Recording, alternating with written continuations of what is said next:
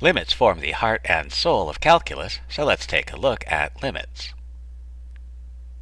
So the formal definition of a limit is a nice, compact, mathematical statement that's almost incomprehensible unless you've already taken calculus as well as several post-calculus mathematics courses.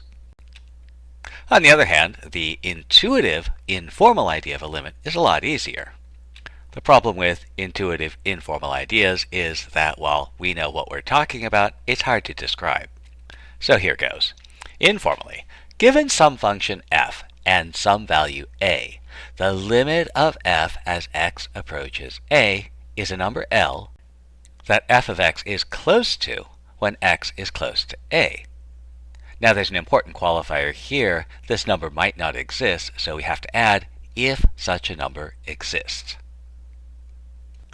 We write this as L equals the limit x to a f of x, and we read this as the limit as x goes to a of f of x is L, or f of x converges to L as x goes to a, or the limiting value of f of x as x goes to a is L.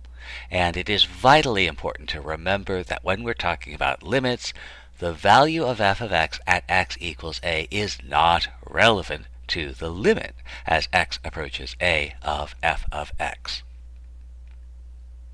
As with many things that are intuitive, it's actually harder to talk about limits than to actually find them.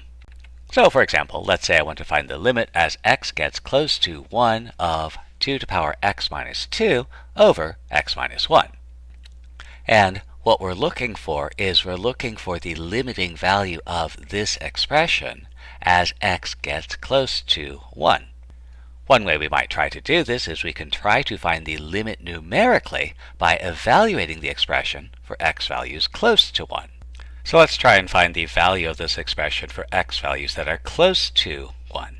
Well, heck, let's get right on top of it at x equal to 1. Oh, wait a minute, we can't do that. The value at x equals 1 is irrelevant to the value of the limit. So we want to pick a number that's close to 1 but not actually equal to 1. How about 0.9? So I'll let x equal 0.9 and evaluate our expression. And we find the value of approximately 1.3393. Now if I was a politician or a shock jock political commentator, I would make a bold claim from one piece of evidence. I might even reject all evidence and say that the game is rigged because I can't let x equals 1. But if you're a normal person, or a mathematician, you ask for a little bit more evidence. So let's pick another value that's close to 1. How about x equals 0.99 and evaluate our expression? And this time we get a value of 1.3815. And let's try one more value. How about x equals 0.999? And if we substitute this in, we get a value of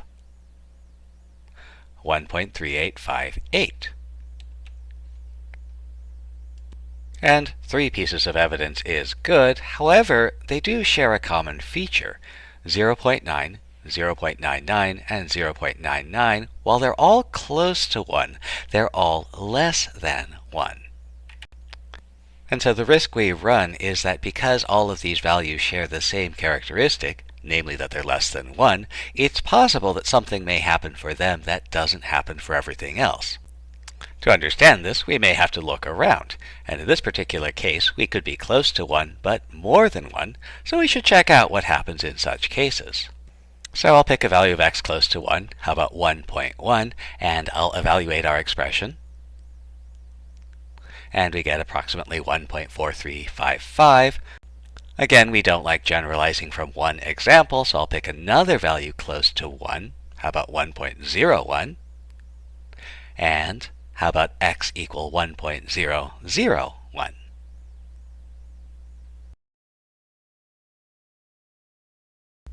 Now at this point, we've collected a whole bunch of data. And now comes the challenging part. From the data, we want to draw a reasonable conclusion. So here's where the problem is. If you have a lot of data, it's sometimes difficult to figure out how to make use of it. This is one of the reasons why politicians prefer only dealing with one fact at a time, or even better, they'd prefer using no facts at all to draw their conclusions. But as ordinary human beings and as mathematicians, we have the data. Let's see what we can do with it. And here are some guidelines that we'll use. We'll find at least 6 function values for values that are close to our limit point. So here they are. Let's round all of these to the same number of decimal places. Now the number of decimal places we round to is going to vary, so that's where the artistry comes in. But if we round all of these values to the nearest whole number, it turns out they're all equal to 1. If all of these rounded values agree, then a limit probably exists. And at that point, we take a look at the 2 values that are closest to the limit point, and we round those 2 values, not the rounded values, but the original values, to some number of decimal places, and keep the maximum number of places that agree. So all of our rounded values agree, so there's probably a limit. If I round the values for 0.999 and 1.001 to 1 decimal place, I get 1.4. If I round them to 2 decimal places, I get 1.39. And if I round them to 3 decimal places, they disagree. So I'll leave them rounded to 2 decimal places and conclude that these values suggest a limit of around 1.39. Well, let's try another one. Let's find the limit as x gets close to 0 of sine of 1 over x. So we'll consider the values of sine of 1 over x when x is close to 0. So if x is 100, well, we don't actually care. 100 isn't actually close to 0. But if x is, say, 0.1, we find that sine of 1 over 0.1 is negative 0.5440. And again, if you want to go into a career in politics or political commentary, one piece of evidence is all you need, sometimes even less. But if you want to succeed in mathematics or in life, then you may want to take a look at more than one piece of evidence. So let's try x equals 0.01. And how about x equals 0.001?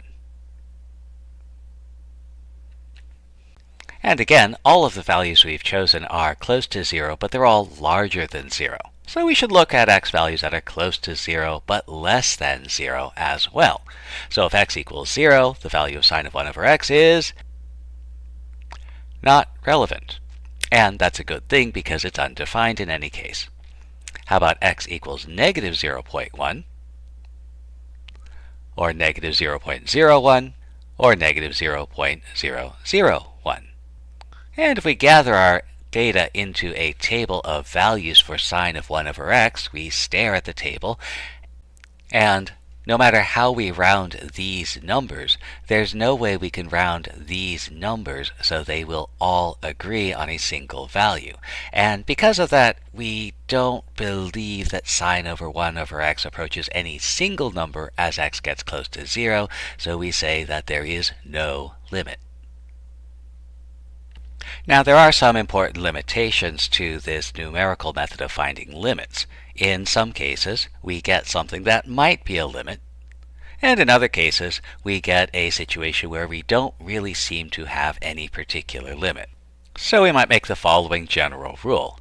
If the numerical method suggests the limit doesn't exist, it's probably correct.